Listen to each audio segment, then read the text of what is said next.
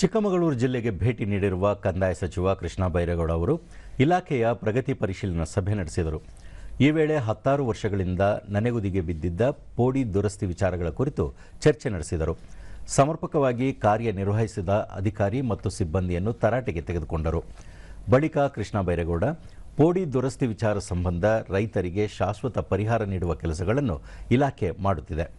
ಅಭಿಯಾನ ಮಾದರಿಯಲ್ಲಿ ಅಧಿಕಾರಿಗಳು ರೈತರ ಮನೆ ಮನೆಗೆ ತೆರಳಿ ಪೋಡಿ ದುರಸ್ತಿ ಕಾರ್ಯ ಮಾಡಿಕೊಡುತ್ತಿದ್ದಾರೆ ಎಂದು ಹೇಳಿದರು. ಗ್ರಾಮ ಆಡಳಿತ ಅಧಿಕಾರಿಗಳಿಗೆ ಲ್ಯಾಪ್ಟಾಪ್ ನೀಡುವ ಮೂಲಕ ಆಡಳಿತ ಯಂತ್ರಕ್ಕೆ ಮತ್ತಷ್ಟು ವೇಗ ನೀಡಲಾಗುತ್ತಿದೆ. ರೈತರ ಯಾವುದೇ ಸಮಸ್ಯೆಗಳನ್ನು ಪರಿಹರಿಸಲು ಕಂದಾಯ ಇಲಾಖೆಯು ಸನ್ನದ್ಧವಾಗಿದೆ. ಕಚೇರಿಗಳಿಗೆ ಸಾರ್ವಜನಿಕರ ಅಲೆದಾಟ ತಪ್ಪಿಸುವ ಕಾರ್ಯ ಮಾಡಲಾಗುತ್ತಿದೆ ಎಂದರು. ಅವರು ಒಂಥರ ಅಲಿತಾನೆ ಇರಬೇಕು, ಅದು ಮಕ್ಕಳಿಗೂ ಆಗೋದಿಲ್ಲ, ಲೋನ್ ತಗೊಳಕ್ಕಾಗೋದಿಲ್ಲ, ಭಾಗ ಮಾಡಕ್ಕೆ ಆಗ್ತಾ ಇಲ್ಲ.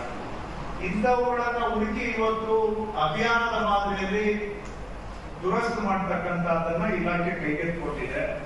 ಇದಕ್ಕೆ ಮೊದಲು ಏಕ ವ್ಯಕ್ತಿ ಕೋರಿಕೆ ಅಂದ್ರೆ ಅವರು ಬಂದು ಪ್ರತಿಯೊಬ್ಬರು ಅರ್ಜಿ ಕೊಡಬೇಕು, ಅರ್ಜಿ ಕೊಟ್ಟವರಿಗೆ ಮಾತ್ರ ಪೋಡಿ ಮಾಡಿಕೊಡ್ತಕ್ಕಂಥ ವ್ಯವಸ್ಥೆ ಇತ್ತು. ಇದರಿಂದ ಯಾರು ಶಕ್ತರಿದ್ದಾರೆ, ಯಾರು